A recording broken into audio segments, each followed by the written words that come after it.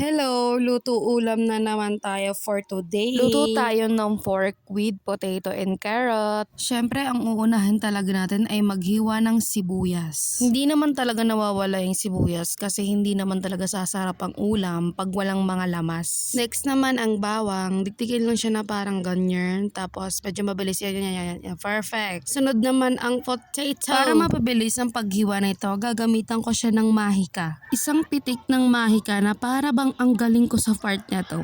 Wow! Pero bago tayo dumako sa paggisa, papakuluan ko muna ito. Kasi nakasanayan ko lang talagang pakuluan muna bago ko talaga igisa. Kasi tignan nyo, yung parang bula niya, ewan ko kung anong tawag dyan, pero mas mabuting matanggal muna yan bago lutuin. At nang matapos na nga yung pagpapakulo, diretso na tayo dito sa pagpapainit ng kawali. Nang uminit na nga, nilagyan ko na rin siya ng kaunting mantika. Tapos mga ilang segundo lang, nilagay ko na rin yung sibuyas tsaka yung bawang. Nananakit pa nga yung mantika dyan na parang gusto niya akong kalabanin.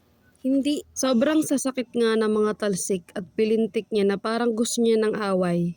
War freak yan. Sinunod ko na nga din yung kaninang pinapakuluan natin para na din magisa siya ng sabay-sabay. Halu-haluin lang natin siya at paikot-ikuti na para bang ganun ang ginawa ng jowa mo sa'yo.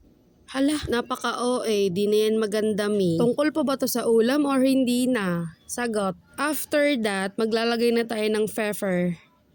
Mas maganda kung ilalagay yung paminta ay yung parang powder, yan. Powder naman talaga siya. Anong parang? Sarili laban sa sarili, kabog. Katapos nga sa paminta, dito naman tayo dadako sa toyo. Tansya-tansyahin nyo lang kasi hindi ito yung parang malasabaw. Ito yung parang gisa lang. Hindi ito yung tipo na maladobo yung sabaw ha. Basta gisa lang talaga siya sis. Giza lang. The next is yung suka. Konti lang din yung nilagay ko. Tapos sumunod naman nating lagyan is kaunting tubig lang talaga. Nilagyan ko siya ng tubig para talaga maluto lahat ng mga nilagay ko. Haluin lang din ulit tapos dagdagan na lang din natin ng seasoning. Dagdag pampalasa na din para lalo na din sumarap.